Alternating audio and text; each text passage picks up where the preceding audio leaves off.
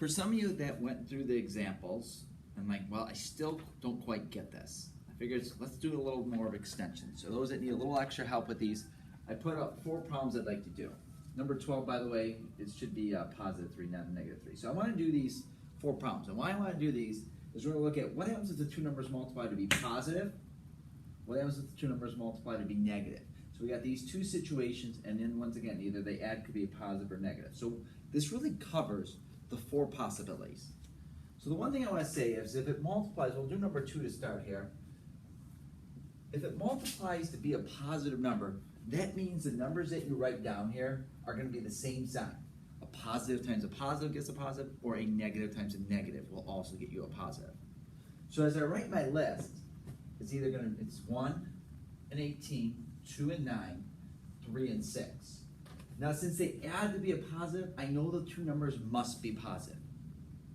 Okay, so that's the very first thing you do. Same sign, anytime, once again, they're going to be the same sign. In this case, they're both positive. And the 2 numbers here in this case would be 19, 11, 9, so it's right here. And so for number 2, 2 and 9 would be my 2 key numbers. All right, well, what now if it multiplies to be a positive but adds to be a negative? Well, how do you go about doing something like that? Well, once again, it multiplies to be positive, so you know the signs are the same. So I write out my list, 1 and 40, 2 and 10, 5 and 8, 4 and 10, this should be 20. So I write my list out now, I realize they're going to add to be negative, that means they both must be negatives, because negative times a negative will give me this positive number, and now when they add them together, I'll get these negative answers. Sorry, so negative 5, these are my 2 key numbers. Okay, so now you got these 2 situations. They multiply to be a positive. Okay, they're the same sign. Either in this case they're both positives. In this case they're both negatives. All right, let's go down to these negative ones. And then once again, do 10.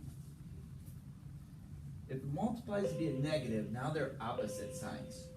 Okay, there's only ways to multiply. So another opposite sign. So what I got to do is figure out.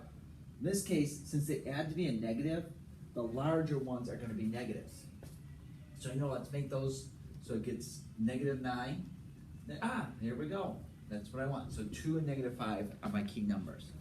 Now, if, let's say they're opposite signs, and now I want them to be a positive, well, in that case, if I go back and start over, now I know if I want them to add to be a positive 3, that means my larger ones better be positive. I'm going to make my smaller one that's negative.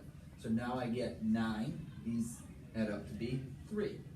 So these would be the 2 key numbers if I want them to multiply to be negative 10 and add to be 3. So there's a little extra help going through those. So if you haven't done so already, there's some multiple choice questions to answer. Get those signed by the teacher and then get your homework done. It should really take probably about 6 to 7 minutes to complete this.